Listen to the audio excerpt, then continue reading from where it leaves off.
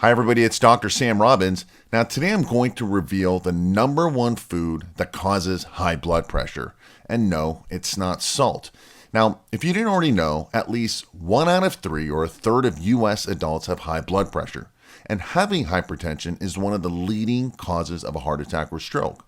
Now, there's lots of ways to naturally lower your blood pressure. And under this video, in the description area, I've listed some of my favorites. However, don't go there yet, just because most people, including doctors, mistakenly consume less salt to lower blood pressure. However, low salt diets typically don't make much of a difference.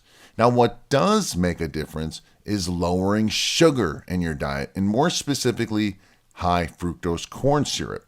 Now, in a recent study in the journal Open Heart, the authors write, evidence from studies and experimental trials in animals and humans suggests that added sugars, particularly fructose, may increase blood pressure and blood pressure variabilities, including increasing heart rate and myocardial oxygen demand, and contribute to inflammation, insulin resistance, and broader metabolic dysfunctions.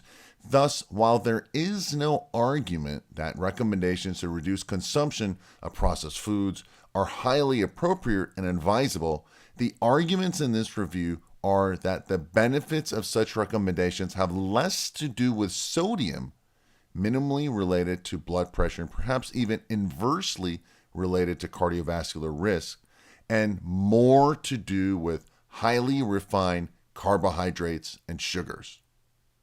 Now, the food and beverage manufacturers began switching their sweeteners from sucrose, which is that white table sugar, to corn syrup in the 1970s, when they discovered that high fructose corn syrup was far cheaper to use in their products. In fact, high fructose corn syrup is the number one source of calories in America.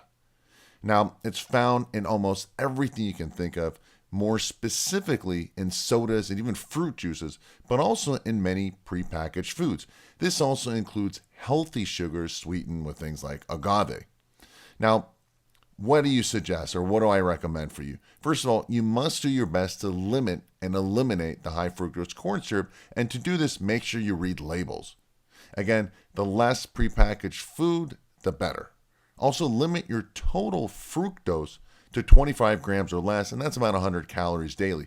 This includes the natural fructose found in fruits.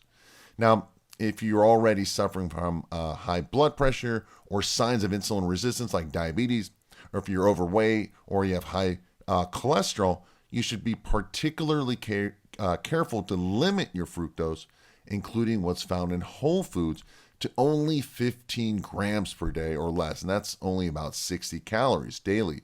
So there you have it. You need to focus on limiting your sugars. This includes fruit sugar, which is the fructose, and especially the high fructose corn syrup, which is found in most prepackaged foods, especially sodas and fruit juices. Now, I want to keep this video short and simple so you have something to implement today so you can start getting results right away. And if you want more details on how to lower your blood pressure naturally, under this video I've got some simple improvement solutions that you can utilize, and you do not even have to change your diet or exercise. Well, that's it for today. I hope this video gave you more clarity. If you liked it, please subscribe to this channel. If you found it helpful, please share the help so others can benefit as well. Also, do me a favor and leave your questions and comments below, and make sure you click the links below for natural improvement solutions to lower your blood pressure within just a few short days. As always, thanks for listening, and have a happy and healthy day.